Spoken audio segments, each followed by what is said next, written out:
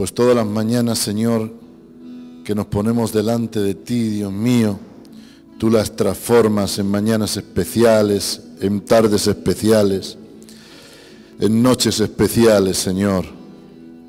Gracias, papá. Gracias, Señor, por haberte conocido, Señor. Porque lo mejor, Dios mío, que nos ha podido suceder fue un día conocerte a ti, conocer tu palabra, ser impactado, Señor, por tu Santo Espíritu, estar en tu presencia. Hay tantísimas razones, Señor, para adorarte, para amarte, para seguirte, para servirte. Hay tantísimas razones, Señor, que nos faltaría el tiempo para poder enumerarlas, Señor, las razones, para decir: bendice alma mía a Jehová y no te olvides de ninguno de sus beneficios, porque Él es el que saca del hoyo tu vida, el que te corona de favores y de misericordias, el que sacia de bien tu boca, el que te sana de tus dolencias. Miren cuánto ha hecho Dios por nosotros, cuánto sigue haciendo el Señor por nuestras vidas. Dice la palabra: acuérdate de la cantera donde fuiste arrancado, acuérdate de ese lugar. Miren, solamente tenemos que echar un vistazo para atrás y ver dónde estábamos antes de conocerle a Él, y ver dónde el Señor nos ha puesto por su gracia y por su misericordia, amados. Ver cómo el Señor en su misericordia, en su gracia, en su bondad, nos ha posicionado en ese lugar de privilegio, de señorío, de gobierno, de autoridad. Solamente hay que echar un vistazo y ver que estábamos como Mefiboset en Lodebar, lugar del olvido, pero que Él nos llamó y nos puso a su mesa y nos dio una ración todos los días. Él nos devolvió la dignidad que habíamos perdido. Él nos honró por medio de su palabra, nos vistió con vestiduras reales. Miren el hijo pródigo cómo se encontraba lejos de su casa, había malgastado, vivido perdidamente, desperdiciado. Noten, son 3 frases que utiliza la historia, la parábola del hijo pródigo. Dice: desperdició, malgastó, vivió perdidamente. Todo lo que sea fuera del Señor va a ser un desperdicio, va a ser vivir perdidamente, va a ser todo malgastado, va a ser todo sin provecho. Pero cuando Él se encontró en una situación precaria, caótica, en un momento donde ni siquiera podía saciarse de las algarrobas que Él mismo estaba echando a los cerdos, Él vuelve en sí, dice: a la casa de mi Padre voy a volver, porque en la casa de mi Padre hay abundancia de pan y yo aquí perezco de hambre. Cuando Él viene ya con algo aprendido, viene con unas frases que Él quiere decir a su Padre, y cuando aún lo ve desde lejos dice: Padre, he pecado contra el cielo, contra ti, no soy digno de ser llamado tu hijo, ponme como a uno de tus jornaleros. Pero el Padre le responde: darle el vestido nuevo. Noten que no dice hacerle un vestido, sino que le dice darle el vestido, porque el vestido ya estaba hecho, ya estaba colgado en el armario, era para Él. El Padre nunca perdió la esperanza de que el Hijo volviera. Miren qué tremendo el amor del Padre. Por eso bien podría llamarse parábola del Padre amante, igual que del Hijo pródigo, ¿no? Porque el amor del Padre, la misericordia del Padre lo posiciona, lo viste, le pone anillo calzado en sus pies, mata al becerro gordo, hace una fiesta. Tremenda la misericordia de Dios. Por eso solamente tendremos que echar un vistazo y ya no tendremos, nadie nos va a tener que motivar para adorarle a Dios. Mírese usted y va a ser suficiente motivación para decir: Señor, gracias por haberte conocido. Amén. Le tributamos un fuerte aplauso para Dios en esta mañana.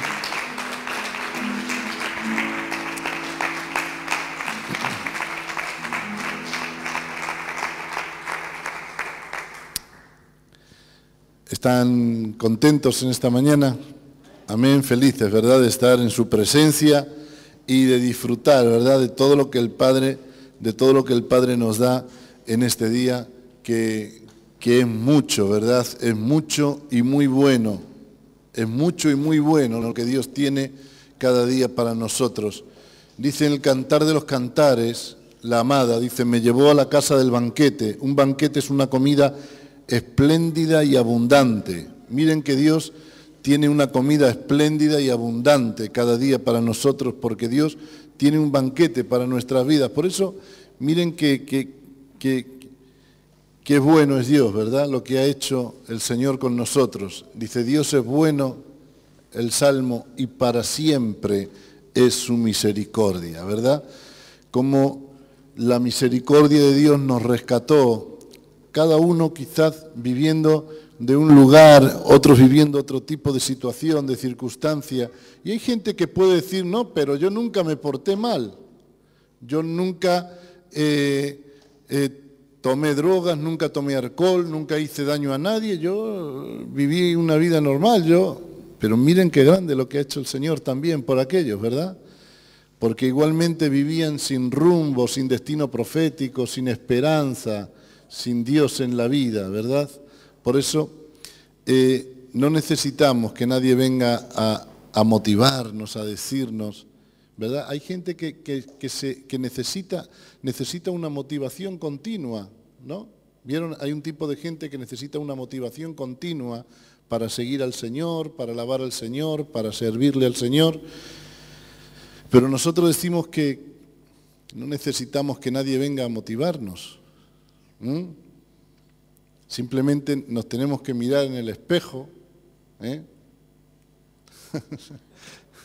Y aunque hay algunos que se desmotivan, ¿no? Pero no me refiero a eso. Simplemente tenemos que mirarnos en el espejo y ver la obra que el Señor ha hecho en nosotros, ¿verdad? Amén.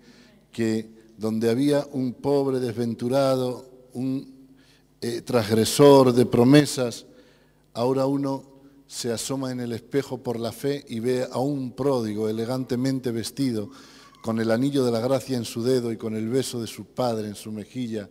Eso es lo que Dios hace en su gracia y también en su misericordia. Bueno, ¿vamos a tener Edward? Gloria a Dios. Vale. No hemos salido al aire, ¿no? Hemos salido al aire. Gloria a Dios. ¿Están contentos?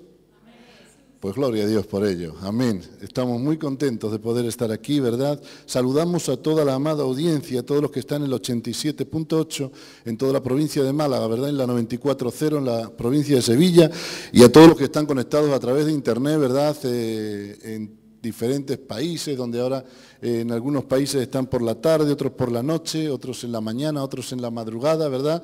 Pero sabemos que hay muchísima gente que está comiendo de este pan, ¿verdad? Y que está siguiendo, ¿verdad?, esta palabra. A todos ellos, un fuerte abrazo, amados, y bienvenidos, ¿verdad? Bienvenidos a esta palabra, ¿verdad? Y aunque estén en los kilómetros y en la distancia, les damos la bienvenida, ¿verdad?, a toda esa gente que está escuchando, porque creo que realmente Dios nos va a bendecir de una manera gloriosa.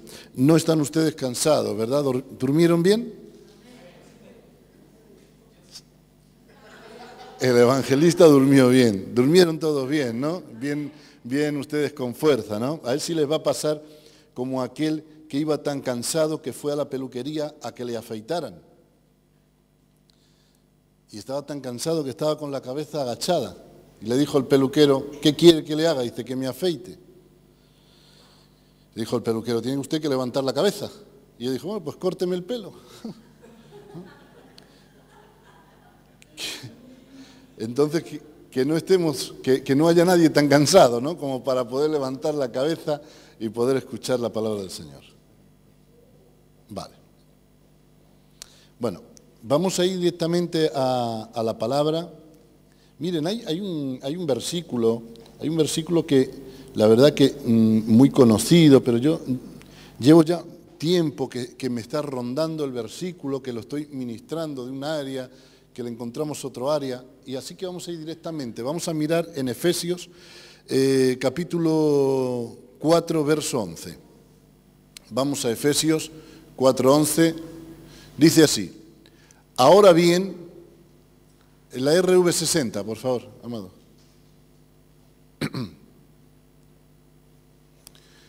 Y él mismo constituyó a unos apóstoles, a otros profetas, a otros evangelistas, a otros pastores y maestros, a fin de perfeccionar a los santos para la obra del ministerio, para la edificación del cuerpo de Cristo, hasta que todos lleguemos a la unidad de la fe y del conocimiento del Hijo de Dios, a un varón perfecto, a la medida de la estatura de la plenitud de Cristo.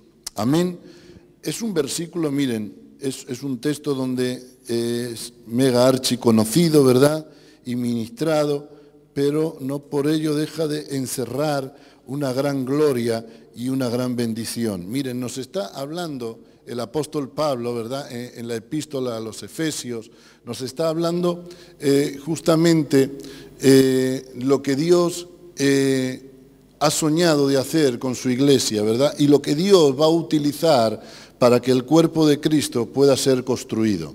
Entonces comienza el versículo diciendo, y él mismo constituyó a unos apóstoles. Ya saben que la palabra constituyó o constituir es bajar la altura del cielo a la tierra.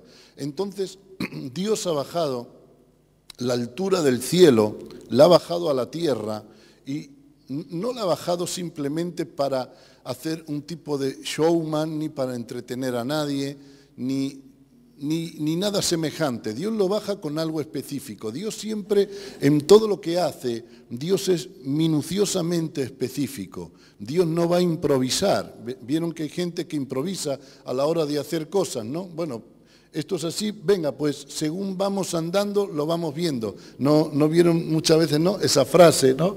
Que nos sale a veces a todos, ¿no? En algún momento o en alguna circunstancia, quizás a veces en el trabajo, etcétera, o en alguna esfera o ámbito o área, ¿no? En la vida. Bueno, pues según lo vamos viendo. Dios no es así. Dios no dice según lo vamos viendo. Dios lo tiene todo meticulosamente agendado y todo meticulosamente provisto para poder realizar el propósito y la meta que Dios tiene. Entonces el sueño, la meta de Dios, ¿qué es? Construir el cuerpo de Cristo, levantar la iglesia. Para eso dice que constituyó a unos apóstoles, a otros profetas, a otros evangelistas, a otros pastores y maestros, a fin, la palabra a fin nos está hablando de un propósito, ¿no? Ha constituido todos estos para que a fin, lo ha hecho a fin de poder perfeccionar a los santos en la obra del ministerio para la edificación del cuerpo, hasta que todos lleguemos a la unidad de la fe y del conocimiento del Hijo de Dios, a un varón perfecto. La palabra perfecto viene en el griego como teleios, que significa, por ejemplo, alcanzar madurez. También significa pleno, lleno. También significa bien desarrollado. Bien desarrollado, y también significa adulto. Entonces podríamos bien decir que Él constituyó a los ministerios para la edificación del cuerpo hasta que todos puedan alcanzar la estatura del varón adulto, del varón maduro, del varón bien desarrollado, ¿no? Para que esté bien desarrollado, ¿no? Vieron que a veces hay personas que aparentemente están físicamente bien desarrolladas, pero luego hay algo en ellas que no funciona. Puede haber una parte en su mente que cuando habla quizás y habla como un niño. Uno lo ve como un hombre, ¿no? Lo ve como un hombre, tiene la estatura de un hombre, tiene la formación de un hombre, lo ve y físicamente es un hombre, pero cuando habla con él se da cuenta que es un niño, en su forma de expresarse, en sus actitudes, en lo que evidencia, en lo que manifiesta es un niño. Entonces hay algo que se quedó ahí, que falló, no ha habido un buen desarrollo. En el cuerpo sucede lo mismo, en el reino sucede lo mismo. Por eso la palabra, hasta que alcancemos la estatura del varón perfecto, perfecto viene como bien desarrollado. Perfecto es bien desarrollado. Ahora bien, necesitamos una iglesia bien desarrollada, un cuerpo bien desarrollado. ¿Por qué hemos visto una iglesia, tristemente hemos visto una iglesia un cuerpo que aparentemente tenía la estatura, pero no ha estado bien desarrollada.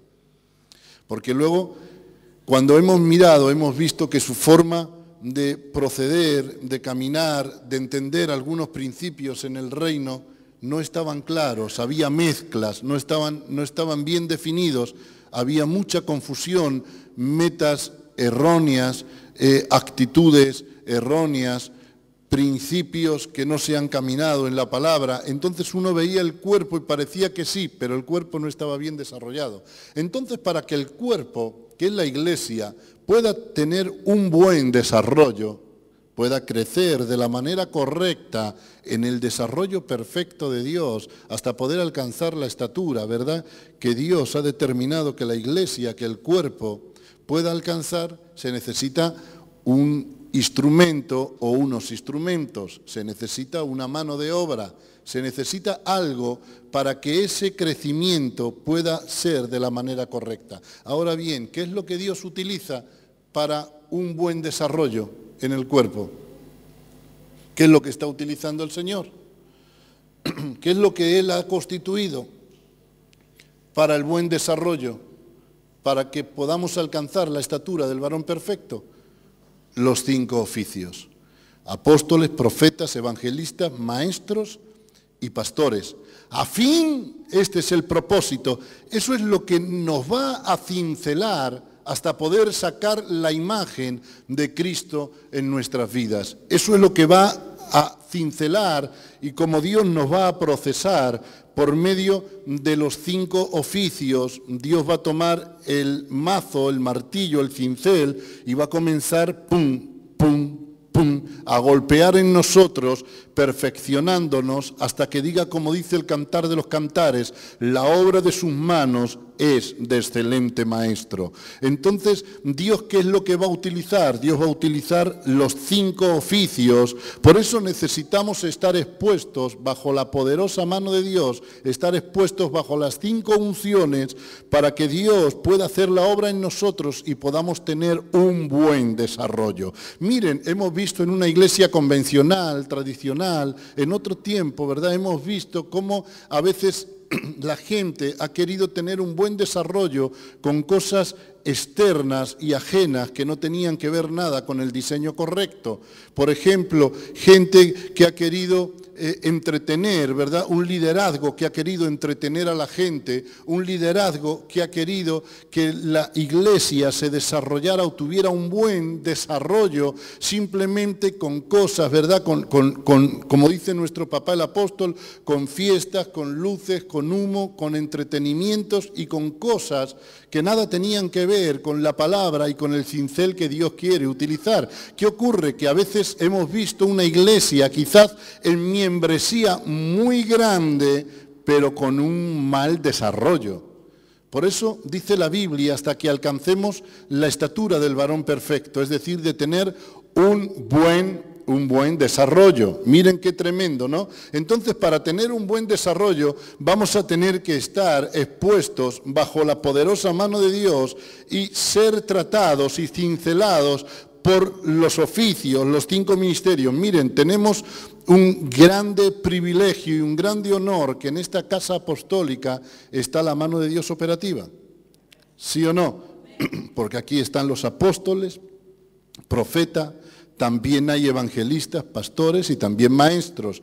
Entonces debemos de estar expuestos a la palabra de las 5 unciones, las 5 unciones ministeriales, los 5 oficios para que la vida pueda alcanzar la estatura del varón maduro, adulto, bien desarrollado, lleno, pleno, a la estatura del varón perfecto. Y para eso tenemos que estar expuestos, ¿verdad?, a esas 5 unciones. Siempre, ¿verdad?, hemos visto en la iglesia convencional, hemos visto que la gente ha estado expuesta quizás a la unción pastoral o quizás como mucho con la unción evangelística o ya apretando mucho quizás con la unción magisterial, pero ¿Dónde ha quedado lo apostólico y lo profético? Por eso no ha habido un buen desarrollo. La gente se ha quedado incompleta, ha habido algo incompleto en sus vidas, no ha habido un desarrollo, ha habido una parte que no han podido desarrollarse y que no ha podido entender. Por ejemplo, si no funciona lo apostólico dentro de una iglesia, nunca va a poder funcionar la paternidad. Y si no funciona la paternidad, por ejemplo, no va a haber un desarrollo completo en la vida de un hombre, de una mujer, sino que se va a quedar en unas áreas incompletas. Por eso necesitamos estar expuestos a las 5 unciones, a los 5 ministerios. Necesitamos estar expuestos, ¿verdad?, a que Dios nos pueda cincelar por medio de su palabra, pero por medio de una palabra apostólica, profética, también una palabra evangelística, pastoral y magisterial, que es la mano de Dios en la tierra, tratando con su cuerpo, tratando con el hombre, con la mujer, tratando con la amada, hasta que todos alcancemos la estatura del varón perfecto, es decir, bien desarrollados. Miren, vamos a ir a 1 de Samuel, capítulo 17, verso 40.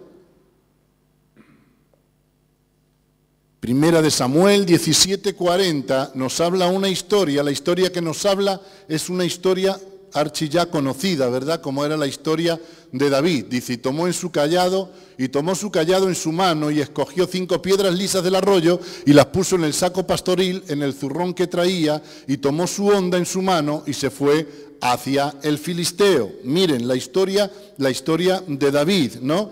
La historia de David. David en ese momento está a punto de convertirse en un hombre famoso. Está a punto de dar salvación a Israel, matando al gigante y Dios catapultándolo, ¿verdad?, a lo más alto por medio, ¿verdad?, de su gracia y de su misericordia.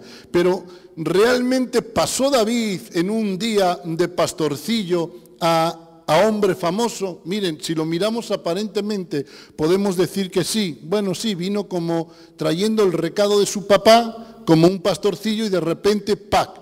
Pero no fue de repente. David tuvo un proceso importante en su vida. David fue procesado de una manera muy importante. Usted dirá, ¿cómo fue procesado? David supo ser fiel también en el secreto.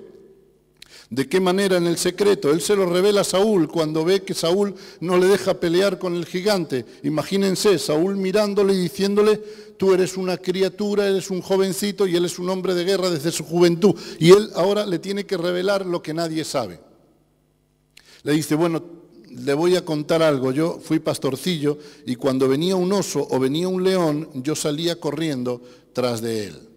Qué tremendo, ¿no? De qué manera David procesado, David tratado en el secreto y David a punto de dar el salto para hacerse famoso. David a punto de dar el salto para poderle cortar la cabeza al gigante Goliat. Miren qué tremendo. ¿Saben? David dice la palabra que tocaba el arpa y cuando tocaba el arpa los espíritus inmundos salían del cuerpo de Saúl, ¿sí o no? Dice que Saúl estaba atormentado y cuando llegaba David y tocaba el arpa, dice que los espíritus le abandonaban a Saúl. ¿Usted cómo se imagina las manos de un hombre, de un joven que toca el arpa? Finas, ¿no? Delicadas.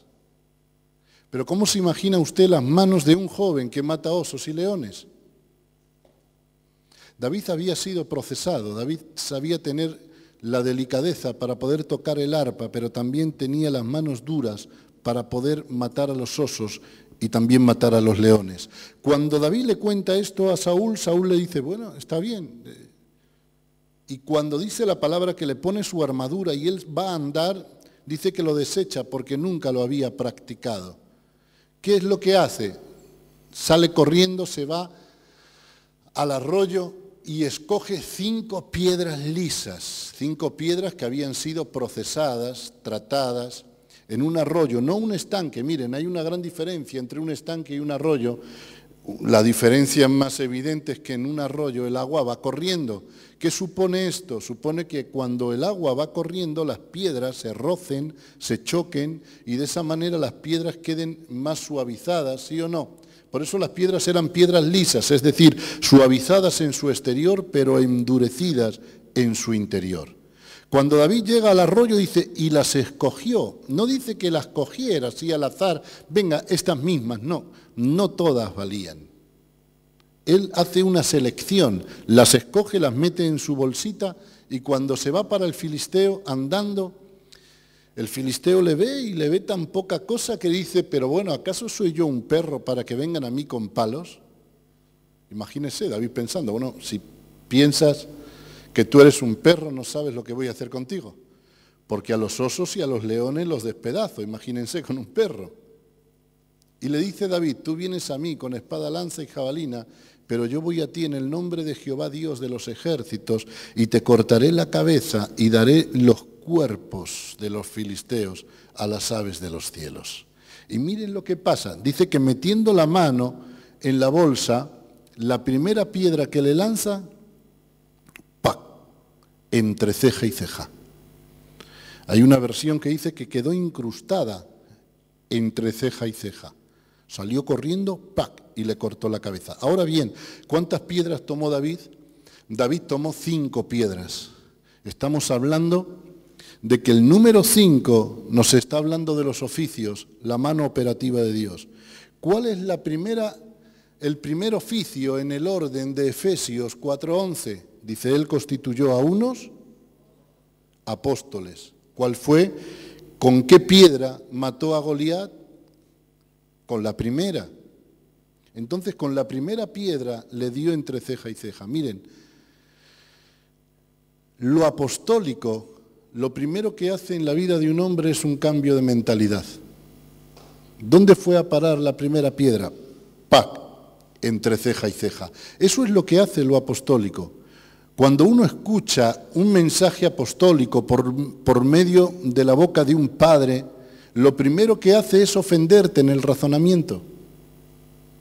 ¿O no? Y uno queda ofendido en su razonamiento y dice, pero ¿cómo puede ser esto? ¿Pero qué es eso de paternidad? ¿Qué es eso de autoridad? ¿Qué es eso de cobertura? ¿Qué es eso de diezmo? ¿Qué es eso de...? Pero, ¿por qué? Porque es el primer impacto, es la primera piedra que sale de la mano de David, la pone en la onda y con la primera piedra, ¡pac! Hay una ofensa en el razonamiento donde uno se queda marcando así como ocupado y diciendo, pero ¿qué es lo que ocurre? ¿Qué es lo que pasa? ¿Cómo puede ser eso? Es Dios golpeando la mente, ¡pum! ¡Pum! ¡Pum! Por medio de la primera piedra, del primer oficio en el orden, lo apostólico. Por eso hay gente que ha querido desplazar, eludir, ignorar, evadir la primera piedra o el primer oficio constituido por Dios en Efesios 4:11, que justamente son los apóstoles. Y por eso ha habido en la gente, quizás ha habido muchas cosas en ellos, áreas tratadas, pero ha habido un área muy importante, no ha habido un cambio de mentalidad. Porque lo que hace lo apostólico es que trae un cambio de mentalidad. Dice que quedó incrustada en su cabeza y con la espada, ¡pac!, le cortó la cabeza. Miren qué tremendo. David estaba sometido a las 5 unciones. Dice la palabra que salió corriendo y se puso en la línea de batalla. Salió corriendo y se puso en la línea de batalla. Esto nos habla de la unción profética. ¿Por qué? Porque la unción profética es la que te posiciona. La unción apostólica trae un cambio de mentalidad en la vida del hombre. La unción profética es la que te pone en la línea de batalla, te posiciona. David estaba expuesto bajo las 5 unciones. Dice que metió su mano en el saco pastoril. David estaba bajo la unción pastoral. Miren qué tremendo. David estaba bajo la unción magisterial. Tú vienes a mí con espada, lanza y jabalina. Tenía un amplio conocimiento de lo que el enemigo iba a utilizar. David estaba expuesto bajo la unción magisterial. Tú vienes a mí con espada, lanza y jabalina, pero yo voy a ti en el nombre de Jehová Dios de los ejércitos y te cortaré la cabeza. David estaba expuesto bajo la unción evangelística, dice, y daré los cuerpos de los filisteos a las aves de los cielos, y toda la tierra, ahí va la unción evangelística, sabrá que hay Dios en Israel. Entonces David estaba expuesto a las 5 unciones, David estaba expuesto a la mano operativa de Dios. Cuando un hombre y una mujer está expuesto a la mano operativa de Dios en la tierra, es un hombre y una mujer que va a poder alcanzar la estatura del varón perfecto, va a tener un buen desarrollo en su vida, en cualquier área de su vida va a tener un buen desarrollo, un desarrollo saludable, porque va a estar completo. Cuando el hombre no está expuesto al cincel de las 5 unciones, de los 5 ministerios, va a quedar alguna parte en su vida que va a estar incompleta. Por eso ahora entendemos, miren, hay gente que por los años han intentado desmentir, pero no podemos arrancar el texto de la Biblia, no podemos ignorarlo, podemos cerrar si quieren los ojos, pero va a seguir plasmado en la palabra. Dios Él mismo dice, miren, para que no queden las dudas, que no fue basado en un sueño, en una experiencia de alguien que escribió un librito. ¿Saben cuánta gente se basa su vida cristiana y su futuro sobre una experiencia personal de fulanito que escribió un libro, que tuvo una experiencia por allá, no sé, por los países aquellos, y tuvo una experiencia y entonces lo plasma en un libro y la gente se fundamenta en ese libro, elude la palabra de Dios? Qué tremendo. Pero no hay otro fundamento sino en el fundamento de los apóstoles y profetas, dice la palabra.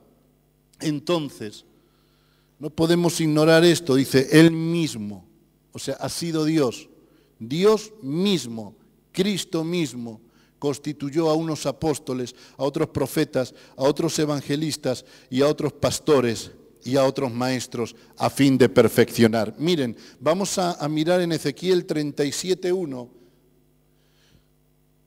Ezequiel 37, verso 1, dice así: la mano de Jehová vino sobre mí y me llevó en el espíritu de Jehová y me puso en medio de un valle que estaba lleno de huesos.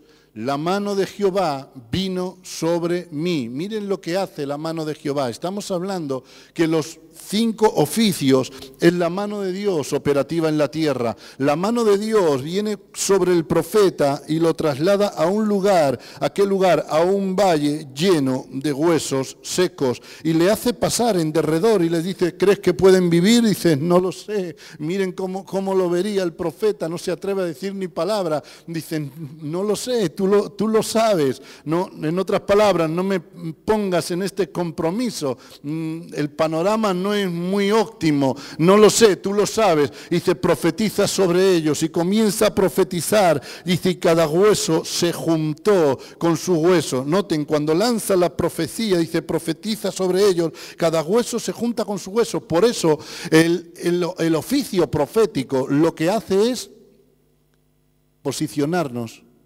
¿Se dan cuenta? Ubicarnos. Profetiza, y cuando profetiza dice, cada hueso se junta con su hueso.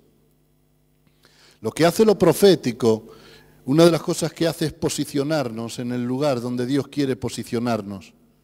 Dice que fueron cubiertos de piel, de tendones, de carne, y luego les dice, profetiza sobre ellos y manda que venga el Espíritu.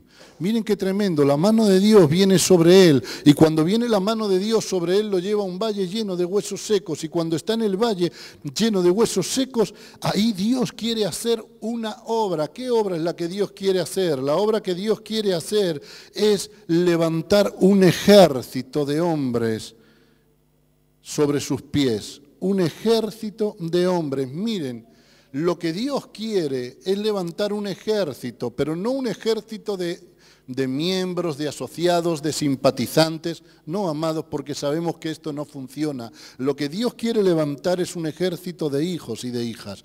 Para levantar Dios un ejército de hijos y de hijas, necesitamos que la mano de Dios esté operativa, sí o no. Dice, la mano de Dios vino sobre Ezequiel y lo llevó, lo pone, y cuando lo pone allí la mano de Dios, se encarga Dios de levantar un ejército grande y poderoso sobre sus pies. ¿Por qué un ejército de de hijos. ¿Por qué un ejército de hijos? Porque miren, solamente a través de un ejército de hijos uno va a poder alcanzar y llegar a construir el cuerpo de Cristo, uno va a poder llegar a alcanzar el destino profético. Vemos muchos lugares con muchísima gente, pero que no son hijos. Donde no hay hijos, al final no va a haber victoria. Donde no hay hijos, no se va a poder cumplir con la palabra que Dios ha determinado. Por eso esto no es una iglesia, esto es una casa. ¿Y una casa qué concepto nos da? Una casa nos da concepto de papá, mamá y también hijos. Por eso cuando hay hijos en la casa, miren, cuando ocurre algo en una casa y en una casa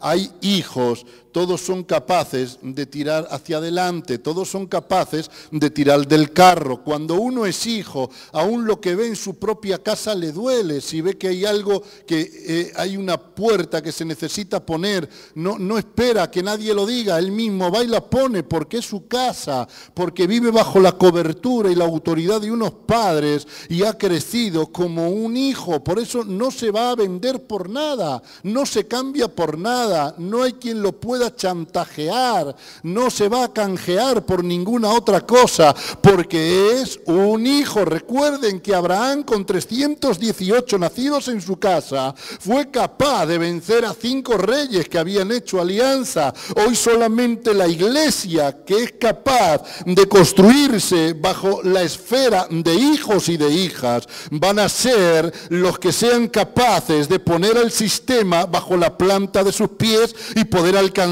el destino profético y el propósito de Dios. Miren, en el ámbito deportivo, por ejemplo, en el ámbito futbolístico, hay gente que se cambia de camiseta. ¿Lo vieron? Que hay gente que se cambia aún en los equipos rivales. Aquí, por ejemplo, en Andalucía, hay equipos rivales que podrían ser el Sevilla, ¿no es cierto? Y el Betis. ¿Son rivales el Sevilla y el Betis? Son rivales, ¿no? El Real Madrid y el Barcelona. ¿Hay rivalidad o no hay rivalidad? Pero verdad, miren, yo he visto futbolistas, hombres que jugaban en el Real Madrid, que cuando llegaron dijeron que eran el sueño desde que eran chiquitos. Todos dicen lo mismo, ¿lo vieron? Yo desde que era pequeñito mi sueño era jugar en el Real Madrid. Pero luego llega el Barcelona, que es el equipo rival, le pone más dinero, ¡pac!, y se cambian de camiseta. O a viceversa. Llega uno al Barcelona, mi sueño, desde chiquitito, desde el vientre de mi madre, yo era azulgrana.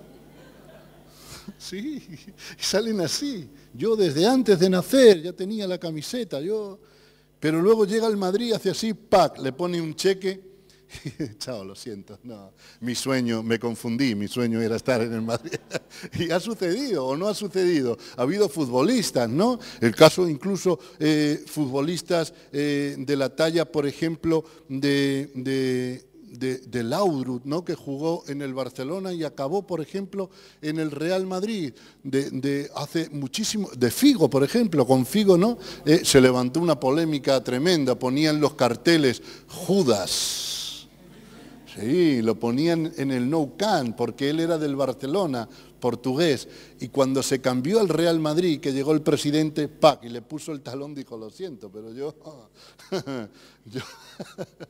me voy a cambiar. Le ponían los carteles, Judas, te cambiaste, ¿no? Y al hombre lo persiguieron bajo una presión importantísima, pero eso ha sucedido. Pero miren, ¿ustedes se imaginan, por ejemplo, a Casillas jugando en el Barcelona? ¿Ustedes se imaginan, por ejemplo, a Puyol jugando en el Real Madrid? A ver, ¿por qué? Porque estos futbolistas jugaron en sus equipos desde que eran alevines. Con 5 o 6 años pasaron a infantiles, llegaron a juveniles y pegaron el salto al primer equipo. Ahora, aunque les ponga el equipo rival una cantidad del doble, no se van. Pero hay otros que sí. Pero ¿saben los que no se van? Los que aman el escudo, la institución. Fueron desde chiquititos, mamaron esa filosofía del fútbol que están practicando. Por nada en el mundo serían capaces de jugar gratis en su equipo antes que irse al equipo rival. Miren, en el ámbito del reino, Cuando hay hijos que han crecido y se han desarrollado de la manera correcta, esos no cambian de camiseta. Por nada. ¿Saben por qué? Porque están expuestos a la mano poderosa de Dios. Están expuestos a la palabra. Mamaron la palabra desde niños. Por eso Dios está interesado en levantar un ejército. ¿Saben cuánta gente cambiaron de pastor? No, no me gusta este, me voy al de enfrente. ¿Se puede cambiar de padre? En la esfera natural, uno puede cambiar de papá. No, papá, lo siento, pero no me gustas. Me gusta más el papá de mi amigo que tiene más dinero y me voy con él. En el reino sucede exactamente lo mismo. No se puede elegir el padre, no se puede cambiar el padre. Hay 3 niveles de paternidad, ¿saben? Biológico, celestial y padre del alma. No se puede cambiar ninguno de los 3. ¿Saben cuánta gente cambió de iglesia, cambió de pastor? No me gusta este, el otro me gusta más. ¿Por qué? No crecieron desde niños en el diseño correcto. Cambiaron de camiseta por cualquier oferta. ¿Pero cómo? ¿Usted está ahí todavía? Véngase a mi iglesia, que yo le voy a posicionar y le voy a poner en la alabanza. Usted tiene un don tremendo. La gente se marchaba. Claro. Pero cuando uno ama la palabra, ama la casa, ama la iglesia, ama a los padres, ese es inamovible. Ahora bien, para estar bien desarrollados, ¿qué necesitamos? Necesitamos la mano operativa de Dios en la tierra. Miren, Lucas 13:10, vamos rápidamente, Lucas 13:10.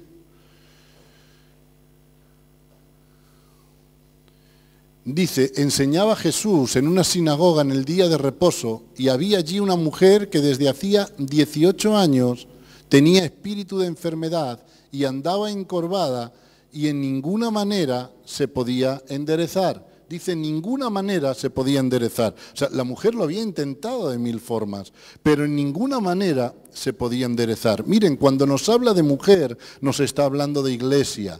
Miren, esta mujer tenía un problema. ¿Dónde tenía el problema la mujer? La mujer tenía el problema en la columna, tenía la columna desviada, porque dice la palabra enfáticamente que había un espíritu de enfermedad que la tenía encorvada durante 18 años. Miren qué tremendo, ¿no? Jesús va a la sinagoga, ahora me imagino, donde Jesús llegaba, la gente se agolpaba hasta las puertas, ¿sí o no? La gente se agolpaba hasta las puertas, la Biblia lo dice en varias ocasiones. Y cuando Jesús fue a Capernaum, cuando se enteraron que estaba en casa, ¿qué sucedía? La gente no cabía ni aún a la puerta. Otros en una ocasión rompieron el techo y bajaron al paralítico para que Jesús lo pudiera sanar. Es decir, que donde Jesús pisaba, allí la gente se agolpaba. ¿Por qué piensan ustedes que entró una mujer pecadora en la casa de Simón y comenzó a llorar y a regarle los pies con sus lágrimas? ¿Quién le invitó a la mujer a que entrara? ¿No le extraña a usted que la dejaran entrar a la mujer? Esto tiene una explicación sencilla. Es que cuando en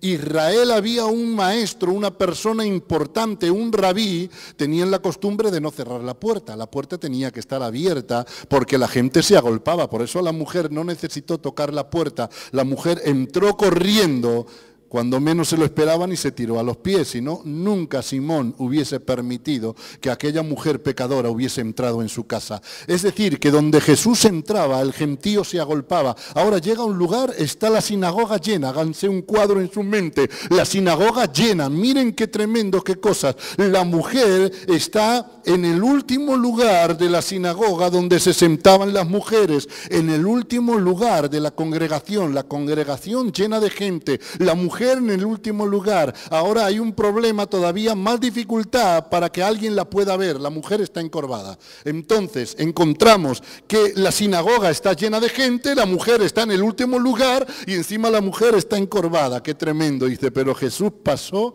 y la vio. y la llamó. ¿Cómo es Dios, verdad? ¿Saben cuantísima gente ha estado viviendo en esa situación? Gente que se ha encontrado desplazada, excluida, gente que ha estado en el último lugar, encorvado, ¿verdad? En su vida espiritual y que ha pasado desapercibido delante de todos. Pero miren que Dios tiene un ojo como un rayo láser, ¿verdad? Como Dios la mira y la llama. La mujer tenía un problema. El problema que tenía la mujer era en la columna. La columna la tenía encorvada. ¿Qué es la columna? Miren, vamos a mirar en Gálatas. Miremos en Gálatas capítulo 2, verso 9. Gálatas capítulo 2, verso 9. Dice, y reconociendo la gracia que me había sido dada, Jacobo, Cefas y Juan, que eran considerados como columnas. Entonces, Jacobo, Cefas y Juan, ¿quién eran?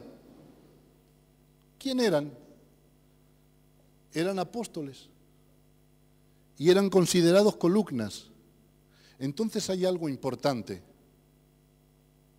La mujer tenía la columna desviada. ¿Saben? Hay y ha habido una iglesia que ha tenido la columna desviada. Es decir, no ha sabido abrazar lo apostólico.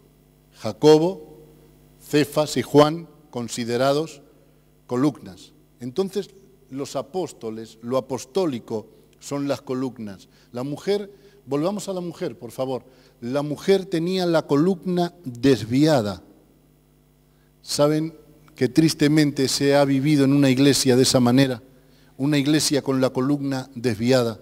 Una iglesia que no abrazó lo apostólico, una iglesia que vivió sin paternidad, una iglesia que vivió sin poder abrazar ni honrar lo apostólico y en consecuencia ha tenido la columna, justamente la columna desviada. ¿En qué afectaba a la mujer la columna desviada? Miren, en una de las cosas que afectaba a la mujer que tenía la columna desviada es que la mujer no tenía una estatura real. Hasta que la mujer no se enderezó, no pudo manifestar su estatura real. ¿Saben cuantísima gente con problemas en la columna, con problemas en lo apostólico, no pudieron manifestar su estatura real? Y estuvieron viviendo bajo las posibilidades que tenían que vivir. Gente viviendo en la mediocridad, gente viviendo en la mendicidad, gente viviendo de una manera triste, pobre, menguante, como un ciego en bancarrota. Se encontró con ese tipo de evangélicos. ¿Qué tal estás? Ahí voy, tirando. ¿No? Era una frase, ¿no?, que ha estado en la boca de muchos evangélicos. ¿Qué tal vas? Bueno, poquito a poco, hermano, ahí en la lucha, poquito a poco, tirando. Bueno, pero ¿quién dijo que había que ir poquito a poco, no? Otros te dicen, bueno, despacito, poquito a poquito, despacito.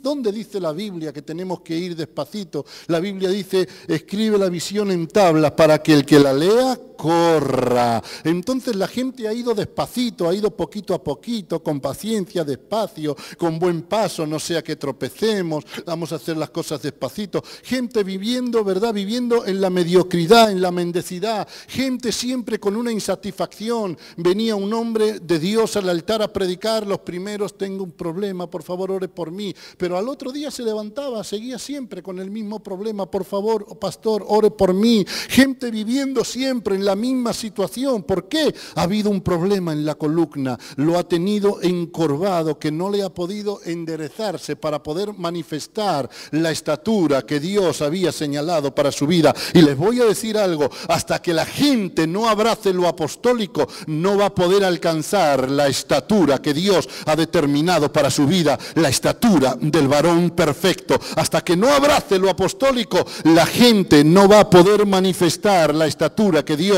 ha manifestado para ellos y ha señalado para ellos, la estatura del varón perfecto. Por eso la mujer andaba encorvada. Era una de las cosas que estaban evidenciando en su vida, era que no mostraba su estatura real. Otra de las cosas que hacía era que la mujer estaba escondiendo sus pechos. ¿Saben cuánta gente hemos visto una iglesia encorvada, con problemas en la columna, en lo apostólico, y escondiendo sus pechos? Es decir, por eso cuando ha venido la gente, no han podido transmitirle la genética de Dios, no han podido amamantarles con la vida de Dios y por el contrario los han entretenido. Hagamos un concurso, hagamos un showman, el primero que me traiga 10 corbatas le regalo un reloj, ¿no? Y cosas copiadas del sistema mundanal, cristotecas, festivales que no tenían que ver con nada con el reino, porque se encontraron con una mujer encorvada que escondía los pechos, no podían transmitirle la genética de Dios. Miren qué tremendo, la mujer tenía un problema en la columna, la mujer no podía mostrar su estatura, la mujer estaba ocultando los pechos, pero miren, el Señor la llama, dice así, cuando Jesús la vio, la llamó y le dijo, mujer, eres libre de tu enfermedad, y puso las manos.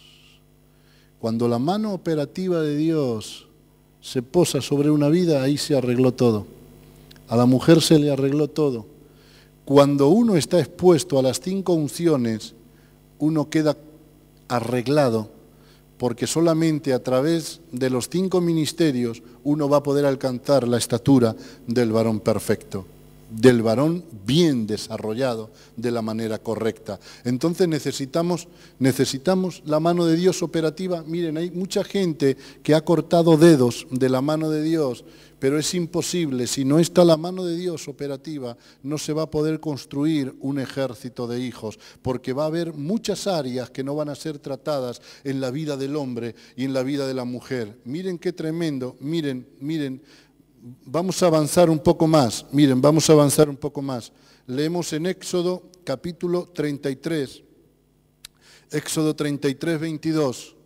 Miren qué tremendo, cuando yo leí este texto, me impactó el Padre por medio de esta palabra. Le dice el Señor a Moisés, y cuando pase mi gloria, yo te pondré en una hendidura de la peña y te cubriré con mi mano hasta que haya pasado.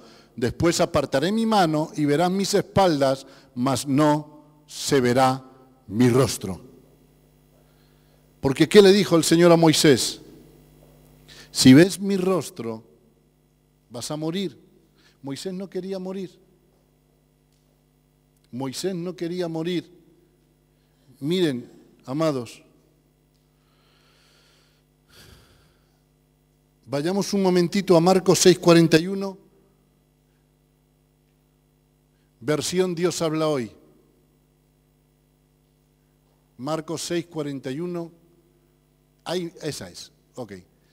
Luego Jesús tomó en sus manos, noten, los 5 panes y los 2 peces, y mirando al cielo dio gracias a Dios y partió los panes y se los dio a sus discípulos para que los repartieran entre la gente. ¿Saben por qué hay mucha gente que no quiere parar a la mano de Dios? Porque la mano de Dios termina por partirte. Pero ¿cómo es eso? No, nadie se alarme, ni salga nadie corriendo, ¿no? Pero la mano de Dios termina por partirte.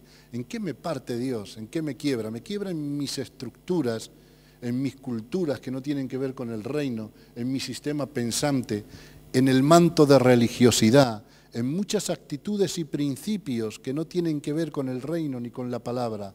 Eso lo tiene Dios que quebrar. ¿Cómo lo quiebra Dios? Cuando uno va a parar a sus manos. ¿Cómo tomó Jesús el pan? Dice, lo tomó en sus manos, y cuando lo toma en sus manos, ¡pac!, lo parte, pero cuando lo parte, ¿qué vino? La multiplicación.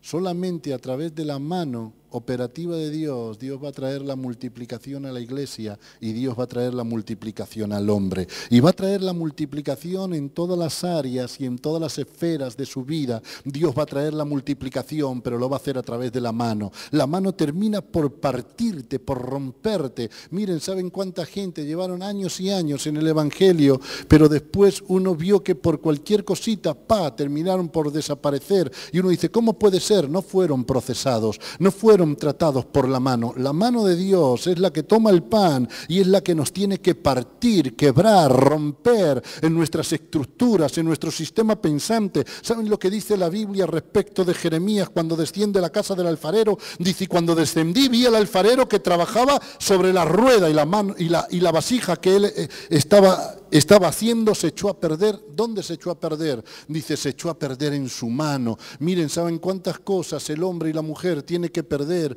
Pero no las va a perder en ningún otro lugar, sino en la mano de Dios. Solamente en la mano de Dios se echan a perder las cosas que Dios quiere echar a perder para después poder ganar otras cosas que Dios quiere que podamos ganar. Es imposible ganar algunas cosas a menos que podamos perder otras. Es imposible que Samuel recibiera la túnica nueva a menos que desechara la vieja. Dice la palabra que cuando el hacha de un joven cayó al agua, dice que clamó Eliseo y le dijo, ¿qué ha ocurrido? Dice, era prestada. ¿Qué hizo Eliseo? Cortó un palo. No me diga cómo fue milagrosamente. Echa el palo al agua y flota el hierro. Miren qué tremendo, pero para recuperar el hierro tuvo que soltar Eliseo un palo. Miren, hay gente que quiere recibir la multiplicación sin soltar otras cosas. Hay gente que quiere ganar cosas sin perder otras, pero habrá que perder cosas para poder recuperar otras, ¿sí o no? Dice que Jesús tomó el pan en sus manos y lo quebró, y cuando lo quebró,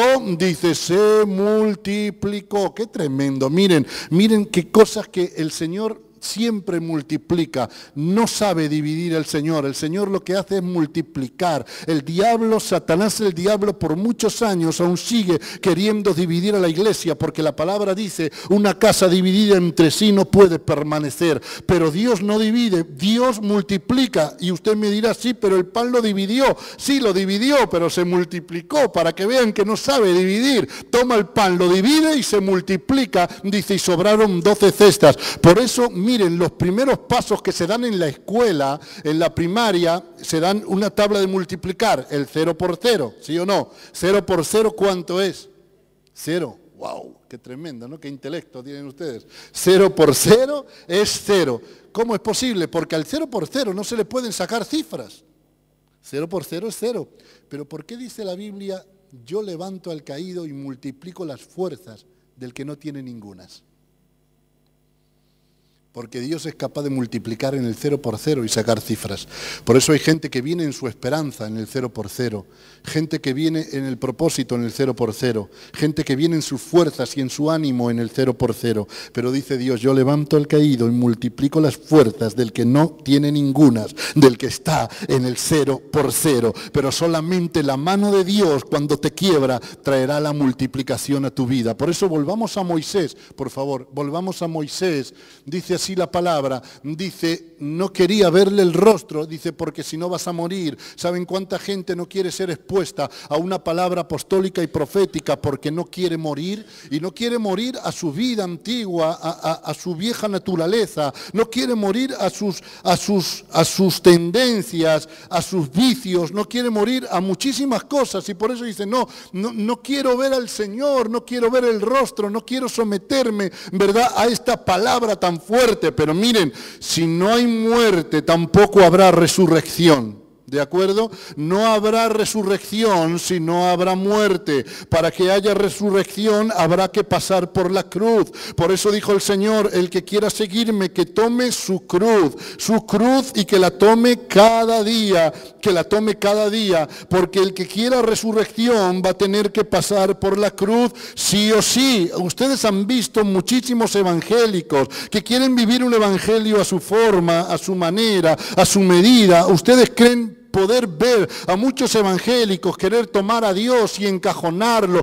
manipularlo, mandarlo, hacerle, no sé, como un llaverito para poder colgarlo, llevarlo en la cartera. Gente que quiere hacer de Dios como si fuese Dios un botones, de mandarle, decirle lo que tiene que hacer Dios, ajustarse a su propia manera de vivir. Gente como en Israel, que cuando subió Moisés al monte y dijeron a Aarón, haznos dioses que vayan vayan delante de nosotros, traigan las pulseras, los anillos, los zarcillos, los collares, y cuando lo levanta Aarón sale un becerro de oro y dice, este es el Dios que os sacó de Israel, dice Israel. Y comenzaban a adorarle, pero ¿cómo puede ser? Sí, ellos estaban tan contentísimos con el becerrito, ¿verdad? Yo me imagino la conversación de dos israelitas, permítanme, por el poder de mi imaginación, poder imaginarme a dos israelitas hablando y diciendo, ¿te diste cuenta que el becerro no habla? Sí, ya me di cuenta, pero tampoco ve.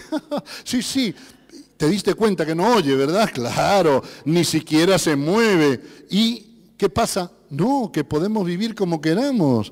Vengamos un ratito por la tarde, adorémosle y luego vivamos como queramos, porque al fin y al cabo, como no ve, como no oye, como no habla y como no se mueve, tampoco nos puede exigir. Así ha habido muchos evangélicos que han querido vivir un evangelio de no exigencia, un evangelio que no les demandara, un evangelio de no sacrificio. ¿Qué ocurría? Tan contentos con el becerro, pero mientras que estaban con el becerro, Moisés estaba en el monte y Dios le estaba dando los mandamientos. Amarás a tu Dios con todas tus fuerzas, con toda tu mente y con todo tu corazón, y a tus prójimos como a ti mismo. No adulterarás, no dirás falso testimonio, honrarás a tu padre y a tu madre. Tremendo este Dios, ¿no? Cómo nos aprieta las clavijas. Podían decir, es mejor el becerro que el Dios del monte, porque el Dios del monte cómo aprieta, ¿no? Sí, de acuerdo, pero miren, cuando tuvieran problemas los israelitas, que clamen si quieren al becerro, a ver si el becerro les puede contestar. Pero Dios ha dicho en su palabra, clámame en el día de tu angustia y yo,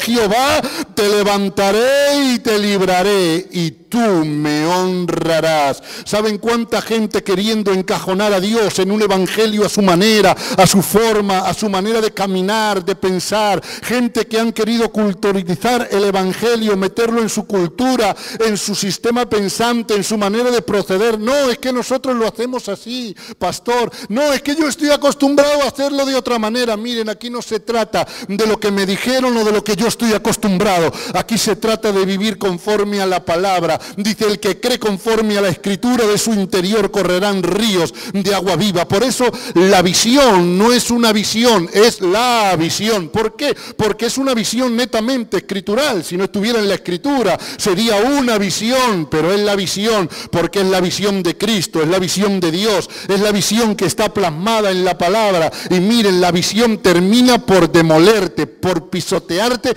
y hacerte polvo. Y tú dirás, pero entonces no, tranquilo, hará polvo lo que no tiene que ver con el reino, hará polvo las estructuras pensantes humanas, lo que no conviene para poder alcanzar el propósito eterno de Dios, pero al mismo tiempo te levantará para poder alcanzar el sueño del Padre eterno. Eso es lo que hace la visión. Amén. Fuerte ese aplauso para Él.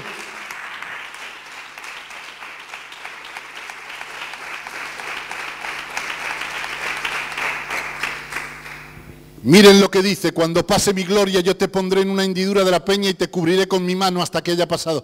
Después, wow, aquí viene la parte, apartaré mi mano. ¿Qué ocurre cuando Dios aparta la mano? Apartaré mi mano y verás mis espaldas, mas no se verá mi rostro. Qué tremendo. Eso es lo que ocurre cuando Dios aparta la mano. Cuando no hay mano, lo que ocurre es eso. Apartaré mi mano, verás mis espaldas, mas no verás mi rostro. Tremendo. Cuando la gente, cuando la iglesia, cuando el hombre no está expuesto a la mano de Dios y Dios aparta la mano, uno ya no puede ver el rostro, ve la espalda. Miren lo que dice la Biblia. Miren lo que dice la Biblia, amados. Salmo 129.3. Salmo 129.3. Sobre mis espaldas araron los aradores. ¿Saben cuánta gente que no vive ni vivió expuesta bajo la mano de Dios se quedaron solamente con la espalda? ¿Y qué nos dice la Biblia de la espalda?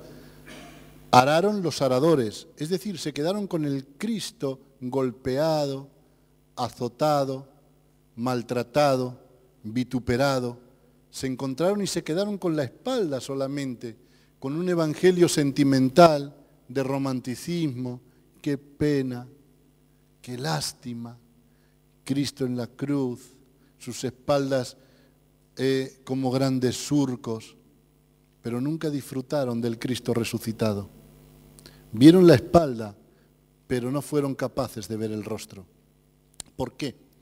Porque Él apartó su mano. Donde no hay mano, no hay rostro, solamente hay espaldas. Por eso la gente vive de una manera incompleta. Gente que no fue capaz de ver el rostro, solamente fue capaz de ver la espalda. Miren, Proverbios 27, 19. Proverbios 27, 19. Ponga la versión Palabra de Dios para todos. Ahí está. En el agua se refleja el rostro y en los pensamientos se refleja el hombre. En el agua. ¿Qué es el agua? La palabra. Y en el agua se refleja el rostro. Entonces, para que la gente no se pueda quedar solamente con la espalda, sino que también se pueda reflejar en el rostro, que es Cristo, solamente va a ser a través del agua, es decir, a través de la palabra. ¿Pero a través de qué palabra? ¿De una palabra pastoral solamente? ¿De una palabra magisterial solamente? ¿De una palabra evangelística solamente? ¿O a través del agua de las 5 unciones? Porque dice así, en el agua se refleja el rostro. ¿Saben cuánta gente se quedó con la espalda, con el evangelio romanticismo, sentimental, con el evangelio solamente de golpes? Hicieron las espaldas como grandes surcos. Por eso se ven a muchos evangélicos de esa manera. Ahí voy, poco a poco, a ver si salgo. Dios me querrá de esta manera. Dios me quiere así. Y si Dios me quiere pobre, seguiré pobre. Y si Dios me quiere de esta manera, yo seguiré así. Gente que van con un botecito, ¿verdad?, pidiendo para poder mandar alimentos al extranjero, ¿verdad? Pero, y los vemos, ¿sí o no? Y uno habla, no, yo soy cristiano, vamos recaudando como quieren hacer una gran obra. Les mandan a la gente 1 kilo de arroz, pero no les ministran una palabra. Les mandan a la gente 1 kilo de pasta, pero no les ministran una palabra que pueda dimensionar y cambiar su vida. Les dan a la gente una manta para que se puedan tapar, pero no les ministran una palabra que traiga cobertura y que pueda traer una transformación integral en el cuerpo, alma y en el espíritu. Por eso se quedaron solamente con las espaldas, no vieron, no fueron capaces de ver el rostro. ¿Por qué? Porque el rostro solamente se ve a través del agua. ¿De qué agua? A través de la palabra uno puede encontrarse con la verdad de lo que Dios quiere para mi vida, para lo que el hombre ha sido creado, para lo que el hombre ha nacido, para lo que Dios nos ha llamado. Uno va a encontrarse con el rostro solamente a través del agua. ¿Pero qué agua? A través del agua de la palabra, pero de una palabra, no una palabra incompleta, sino una palabra, miren qué cosas, una palabra completa. Hay gente que ha tomado parte de la palabra, pero no toda la palabra. Gente que tomó un tercio, la mitad, una parte, pero no se encontró con toda la verdad. Miren rápidamente Mateo 17:2, miren lo que dice RV60, por favor. Y se transfiguró delante de ellos y resplandeció su rostro. Gente que se quedó con la espalda, pero no fueron capaces de ver su rostro como el sol, porque la mano de Dios no estaba y se apartó. Miren, Apocalipsis 1:16. Tenía en su diestra 7 estrellas y de su boca salía una espada aguda de 2 filos y su rostro era como el sol cuando resplandece en su fuerza.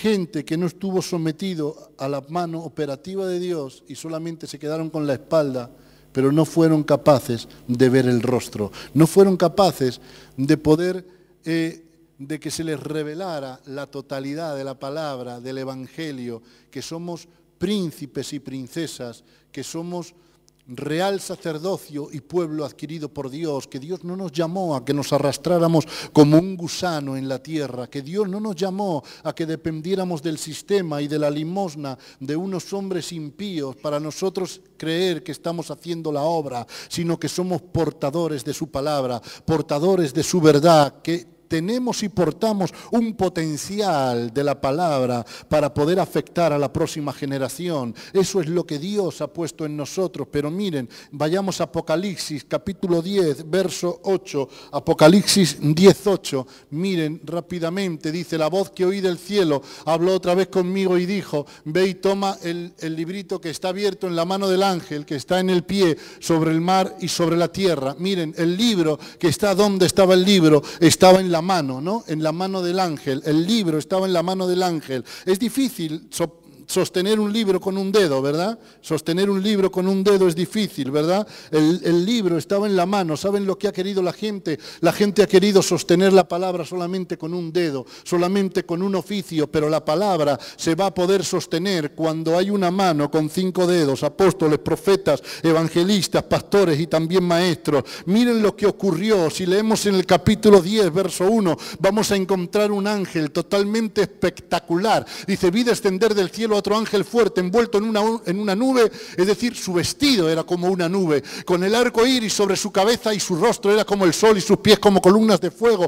Tenía en su mano un libro abierto y puso su pie derecho sobre el mar y el izquierdo sobre la tierra, y clamó a gran voz como ruge un león, y cuando hubo clamado 7 truenos emitieron sus voces. Tremendo el ángel, ¿no? Tremendo. Ustedes saben que los ángeles, creación de Dios, no tienen todos los mismos rangos, ¿verdad? Hay ángeles, arcángeles, querubines, serafines. La Biblia nos muestra realmente algunos ángeles realmente espectaculares, ¿no? Como el caso del ángel Gabriel, ¿no? Espectacular, capaz de poder espantar a Daniel cuando Daniel vio una visión junto al río Ulai y no la entendía, y Dios le dice: Gabriel, muéstrale a este la interpretación. ¿Estaba Daniel acostumbrado a tener visiones de ese tipo, sí o no? Ayer nuestro papá hablaba de Daniel, ¿verdad? Que fue el hombre con mayor revelación de lo que tenía que suceder en el futuro. Daniel estaba acostumbrado, sí o no, pero dice la Biblia: y cuando lo vi me espanté. Fíjense la dimensión del ángel,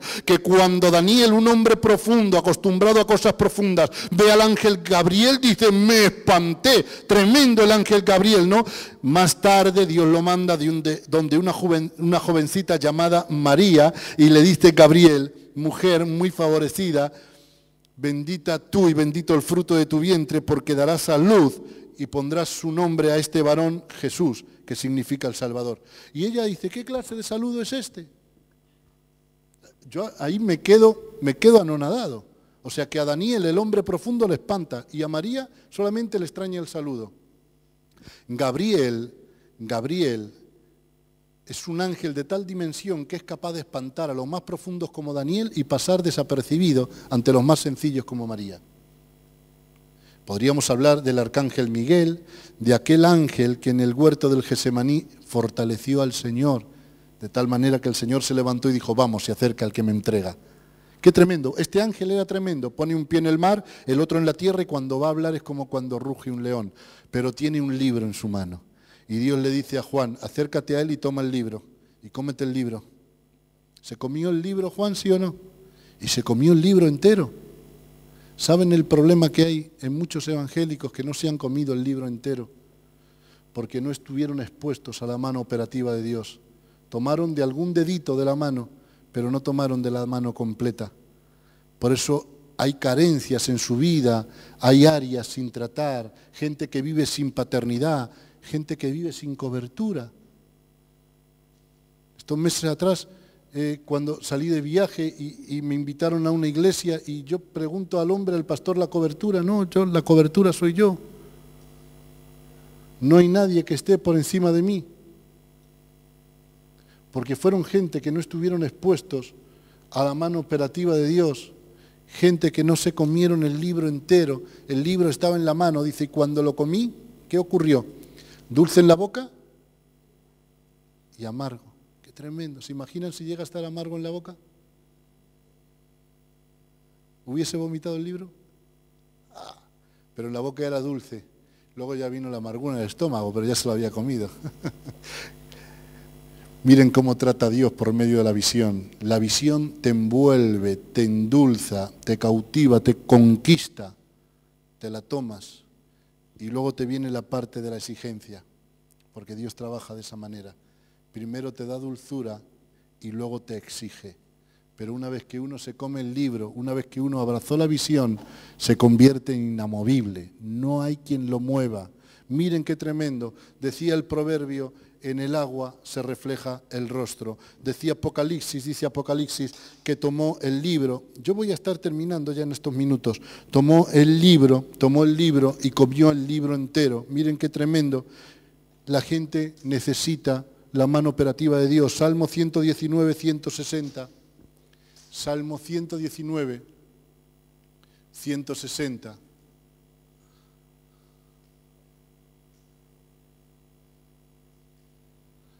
La suma de tu palabra es verdad. La suma de tu palabra es un texto donde se ha tocado mucho, ¿verdad? Nuestros papás lo han tocado mucho, además, y donde lo entendemos. La suma de tu palabra. Gente que se quedó solamente con una parte de la palabra, pero que no hizo la suma de la palabra. La suma de tu palabra es verdad. Por eso hay gente que se quedó con una verdad a medias. Pero solamente la suma de toda su palabra nos da un resultado. El resultado es la verdad. Gente que se encontró con una parte de la suma, pero no pudo encontrar la totalidad de la suma de su palabra. Gente que no abrazó lo apostólico, lo profético, y con ello no abrazó, por ejemplo, la paternidad, la cobertura, que es un principio de pacto, el diezmo, y por eso se quedó solamente con una parte, pero no se quedó con el resultado de toda la suma de la palabra, que es la verdad. ¿Necesitamos la suma de la palabra? Por eso necesitamos ser tratados por un padre, porque un padre te va a tratar en el alma. ¿Saben cuantísima gente almática?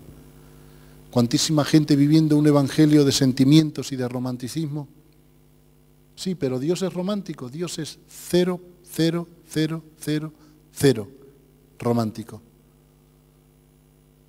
Pero la iglesia ha vivido en un romanticismo. Juntémonos, nos damos un abrazo, dale un abrazo a tu hermano, dale un besito. Se hacían así los cultos. Hoy no hay palabra porque hoy la gloria de Dios cayó, porque nos dimos todos un abrazo y un besito y hoy ya no hay palabra. ¿Qué más palabra queremos? ¿Qué es esto? Y la gente fue desplazando la palabra porque se hizo de un evangelio romántico. Claro, luego pasaba lo que pasaba. Gente sin venir 2 días al culto, 3, y hablando del pastor. No vino a buscarme. La gente estaba acostumbrada a que fuera el pastor a buscarle. Venga, hermanito, es que ya, pero llevo 2 días y no me llamó. Ya, es que el pastor tratando de justificarse. No, pero tuve problemas, estuve muy liado, se me pasó de la cabeza. No construyeron gente fuerte. Gente con convicciones, porque no se les aplicó la suma de la palabra, no fueron tratados en sus sentimientos, no fueron tratados en su alma. Miren, amados, 2 de Samuel, capítulo 18, verso 19, 18-19, miremos esta escritura un momento, es una escritura tremenda. Miren, dice, entonces Aimás, hijo de Sadok, dijo, correré ahora y daré al rey las nuevas de que Jehová ha defendido su causa de la mano de sus enemigos. Respondió Joab, hoy no llevarás las nuevas, las llevarás otro día. No darás hoy la nueva porque el hijo del rey ha muerto. ¿Esto dónde era? Esto era cuando murió Absalón. Y ahora Joab quería mandar a alguien para dar las nuevas a David. Dice, y Joab dijo a un etíope, ve tú y di al rey lo que has visto. Y el etíope hizo reverencia ante Joab y corrió. Ustedes saben, un etíope corriendo, ¿no? De 0 a 100 en 8 segundos. Entonces Aimás, hijo de Sadok, volvió a decir a Joab, sea como fuere, yo correré ahora tras el etíope. Y Joab dijo, hijo mío, ¿para qué has de correr tú si no recibirás premio por las nuevas? Mas él respondió, sea como fuera, yo correré. Entonces le dijo, corre. Corrió pues Aimás por el camino de la llanura y pasó delante del etíope. Es la primera vez que un morenito pierde una carrera. Le adelantó a Aimás. ¿Qué les parece? Le adelantó, le pasó, le hizo un adelantamiento por la izquierda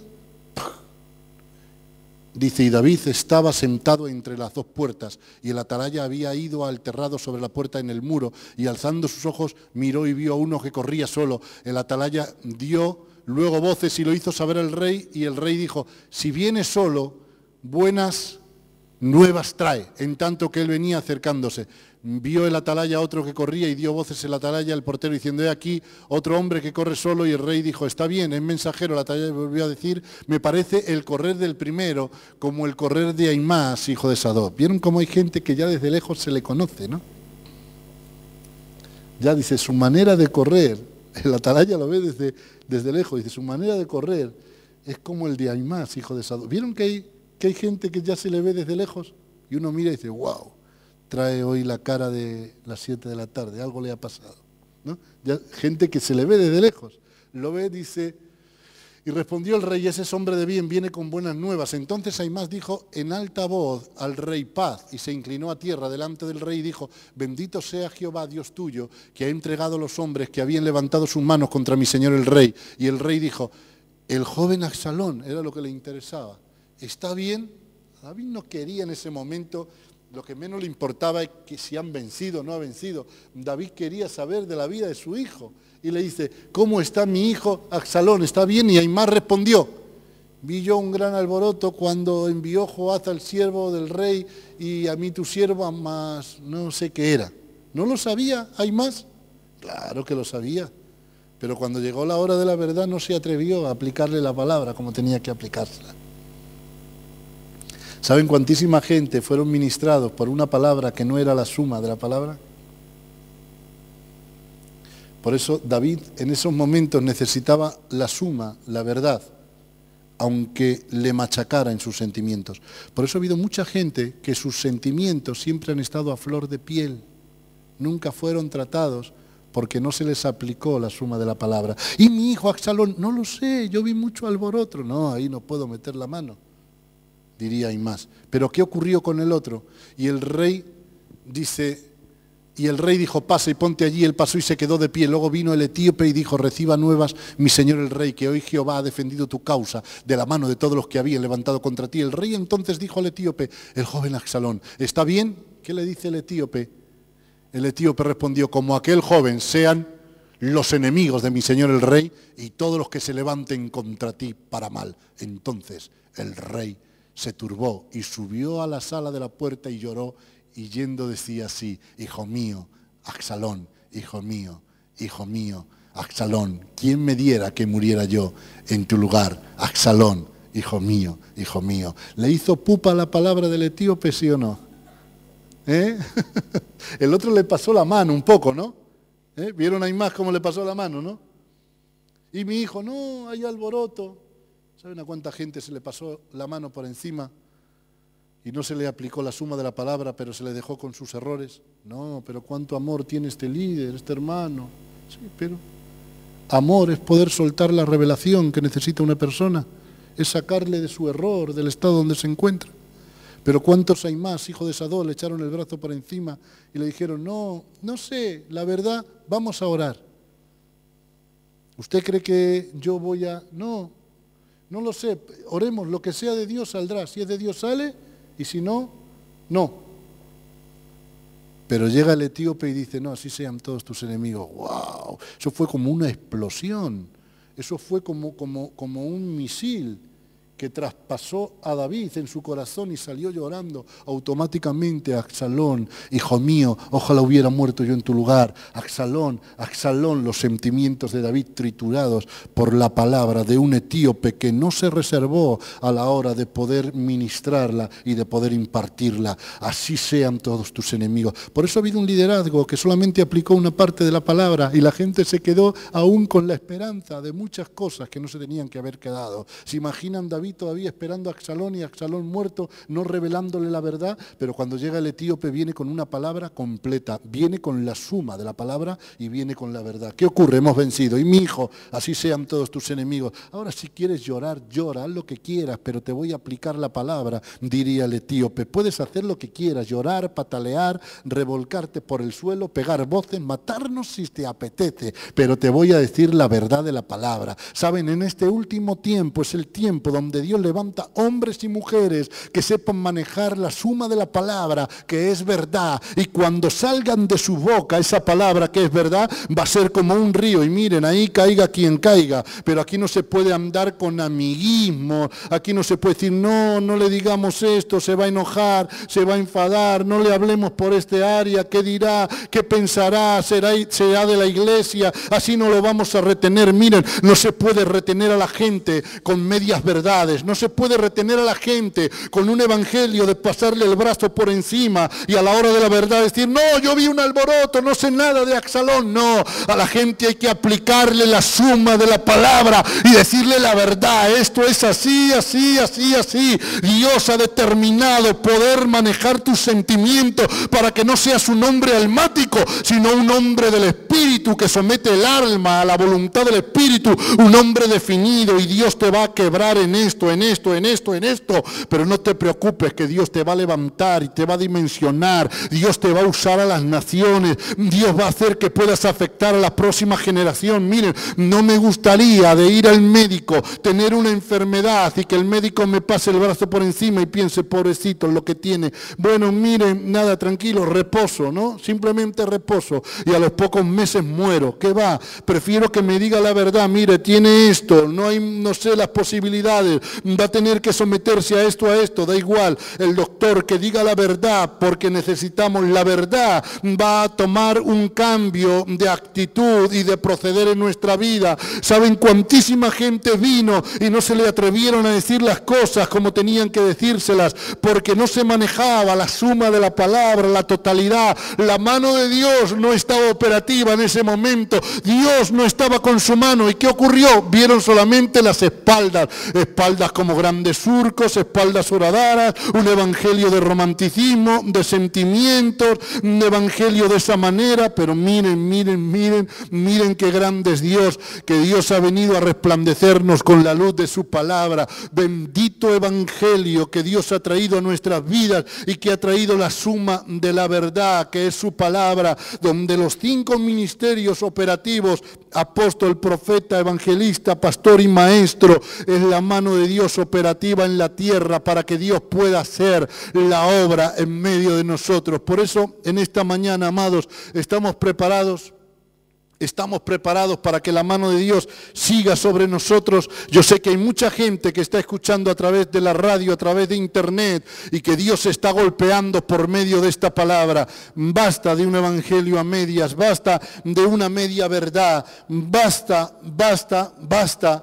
Necesitamos vivir la mano operativa de Dios, porque la mano operativa de Dios va a traer la multiplicación, va a traer la gloria, va a traer el rostro resplandeciendo de Dios en nuestras vidas. La mano de Dios va a traer la prosperidad en todas las áreas en nuestra vida, lo va a traer las manos de Dios. Cuando uno se encuentra con esta verdad, dice la Biblia, mira la verdad, abraza la verdad y no la vendas, átala a tu cuello, escribe en la tabla de tu corazón. Lo más grande que una persona pueda tener en su vida es la verdad de saber para qué he nacido, para qué Dios me ha hecho nacer, para qué he sido creado. Cuando uno se encuentra con la verdad, uno se encuentra con el kit de la cuestión, con el meollo de la cuestión. A uno le empiezan a encajar todas las piezas del puzzle cuando uno se encuentra con la verdad. Vieron en lo natural cuando ha habido un juicio sobre una dificultad, un asesinato, una estafa, etcétera, y cuando ya se han reunido las pruebas y ha salido la verdad, la verdad, cuando ha resplandecido en un juicio la verdad, entonces se entendían muchas cosas. Claro, por eso puso fulanito esta prueba y aquel se fue allá, porque cuando la verdad viene uno comienza a encajar las cosas y comienza a entenderlas. Cuando la verdad de la suma de la palabra viene una vida, a uno se le empieza a reconstruir el puzzle de su vida y uno empieza a entender por qué Dios lo ha hecho nacer, por qué uno no ha nacido, por qué Dios me ha asignado estos padres, por qué Dios me trajo hasta este lugar. Mire si había gente, ¿verdad? Mire si había gente en el planeta, pero Dios nos ha reunido en este lugar. Mira si hay puntos geográficos, pero a Dios le ha placido traerles aquí a cada uno de nosotros, a Mijas Costa, ponernos bajo la cobertura de los apóstoles Alberto y Lorena Villanueva. Mire si nuestra vida han dado tumbos, vueltas, piruetas, unos de una forma, otros de otra, pero nos encontramos aquí y no nos encontramos aquí por casualidad. Ahora la luz de la palabra, la suma de la palabra, la verdad nos ha hecho entender que no podemos vivir en la mediocridad, que no podemos vivir como mendigos en bancarrota, gente que depende del sistema, gente que vive con las dudas de si voy a poder llegar a alcanzar. Mire, usted llegará y usted alcanzará porque usted está en la suma de la palabra, en la verdad. Dice la palabra, mirar las aves del cielo que no siembran ni recogen y vuestro Padre Celestial las alimenta. ¿No valen ustedes mucho más que ellas? ¿Ustedes no se han preguntado algunas veces los pájaros que vemos en los cables de luz de alta tensión? ¿No se han preguntado por qué no se quedan fritos? ¿No? ¿Se lo han preguntado, sí o no? Los pájaros puestos en los cables de alta tensión, ¿por qué no se quedan fritos? Si tocáramos el cable, nosotros nos quedábamos, miren, churrascaos, chumascaos. Pero los pajaritos están en los cables de alta tensión y no les sucede nada. Mire, es sencillo, en sus patitas tienen unos aislantes que los aíslan de los cables de alta tensión. ¿Y quién les ha puesto eso? No, no hacen así. Dios lo permitió, que los pajaritos en sus patitas tengan esos aislantes para que no se queden fritos en los cables de la alta tensión.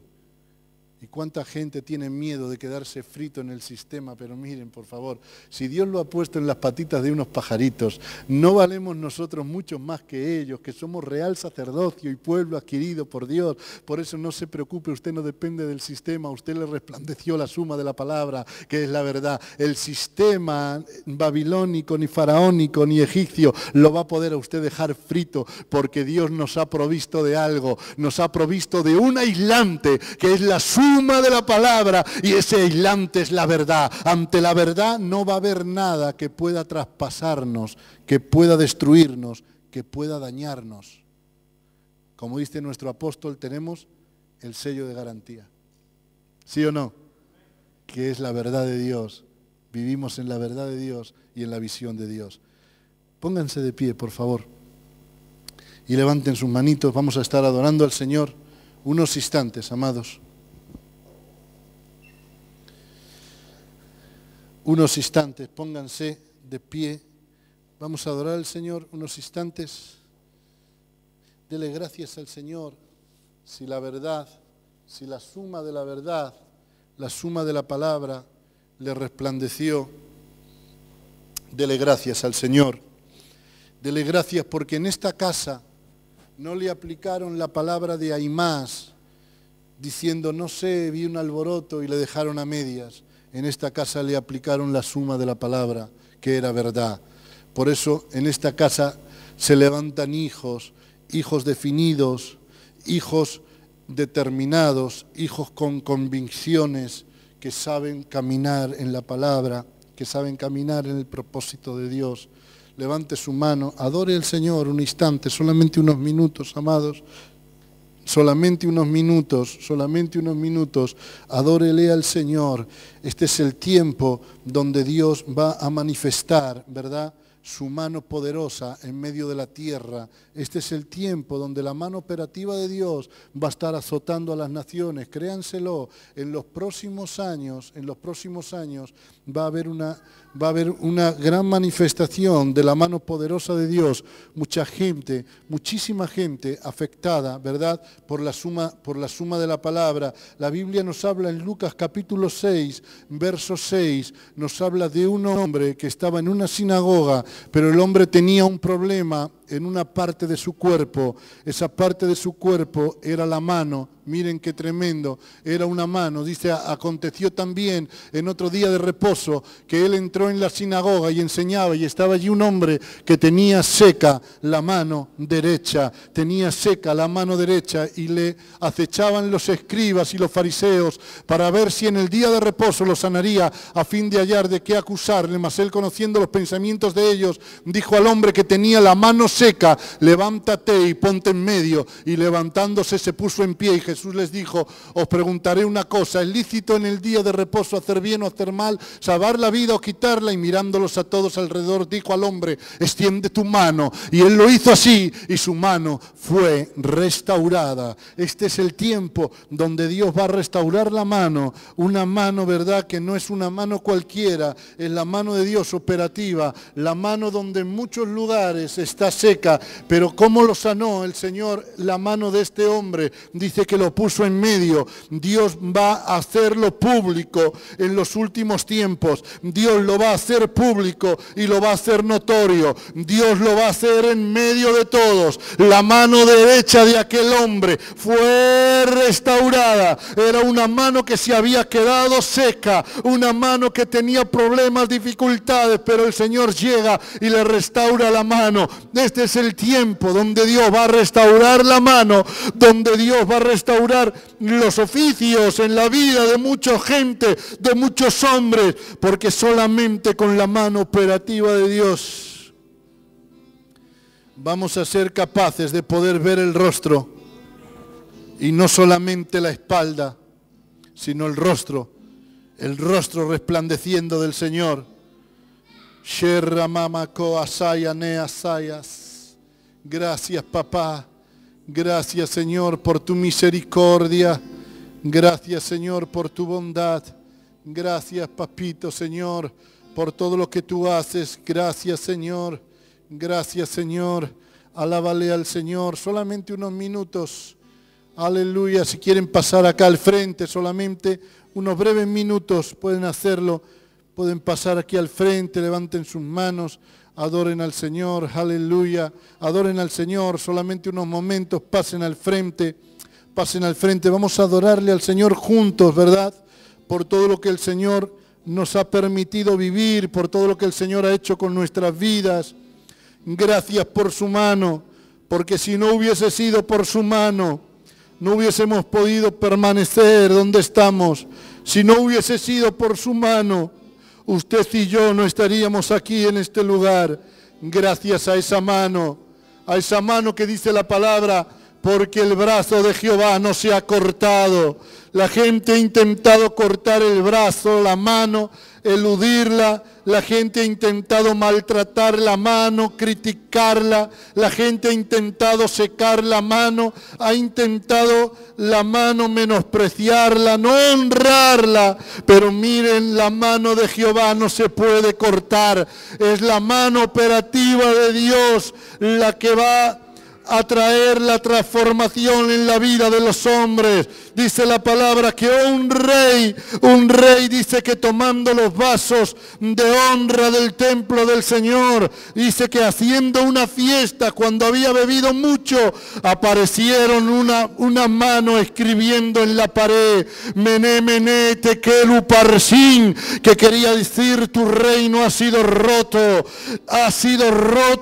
tu reino ha sido roto, ha sido pesado en balanza y ha sido hallado falto. La mano de Dios no se puede cortar. La mano de Dios es la que va a traer la transformación en la vida. Miren, cuando nadie defienda a la iglesia, la mano de Dios la va a defender. Cuando usted diga no voy a poder seguir, la mano de Dios le va a seguir ayudando, respaldando, levantando. Es la mano poderosa de Dios, cincelando su vida, tratando su vida, golpeando su vida por medio de la palabra, por medio de los oficios. Es la mano poderosa de Dios, la verdad que le ha resplandecido a usted, aleluya, que le ha hecho fuerte un hombre y una mujer del Espíritu, que no se mueve por lo que siento o por lo que no siento, sino que se mueve por la suma de la palabra, por la verdad del Espíritu de Dios. Por eso se mueve. Oh, santo es tu nombre. Santo es, papá, tu nombre. Aleluya.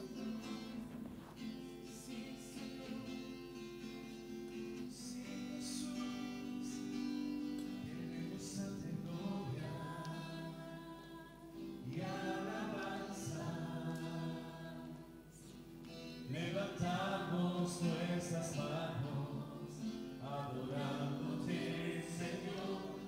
queremos darte gloria y alabanza. Levantamos nuestras manos, adorándote, Señor. Grande eres tú, grande tus milagros son, no hay otro como tú. No hay otro como tú, grande eres tú, grande tus milagros son, no hay otro como tú. No hay otro como tú. Queremos darte gloria Sí, Señor. y alabanza. Levantamos nuestras manos, Adorándote, Señor, queremos darte gloria y alabanza. Levantamos nuestras manos, y adorándote, Señor, grande eres tú, grande tus milagros son, no hay otro como tú. No hay otro como tú, grande eres tú, grande tus milagros son, no hay otro como tú. No hay otro como tú. Oh, gracias, papá. Gracias, Señor, porque no hay otro, Señor, como tú. Aleluya, porque no hay otra palabra, Señor, como tu palabra. Gracias, Señor. Gracias, papá. Gracias, Dios mío. Gracias, Señor. Aleluya. Gracias. Gracias, Señor. Gracias por todo, papá. En el nombre glorioso de Jesús. Amén, Señor. Y amén, Dios mío. Amén. Fuerte porque es para Él. Amén.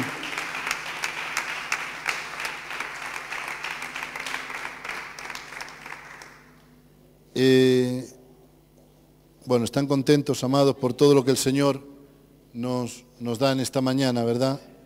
Por su gracia y por su misericordia. Bueno, nos resta de estar orando por la ofrenda, ¿verdad? Vamos a estar orando por la ofrenda. Tome su ofrenda, tome su diezmo, ¿verdad? Y vamos a estar orando al Señor. Tome lo mejor que tiene en su vida para entregárselo al Señor, ¿verdad? Tome su sacrificio para poder entregárselo. Así que tome su ofrenda, su diezmo, por favor, cierre sus ojos conmigo. Gracias, papá, Señor, por tu amor, por tu misericordia, por tu palabra, por tu gracia, por tu espíritu.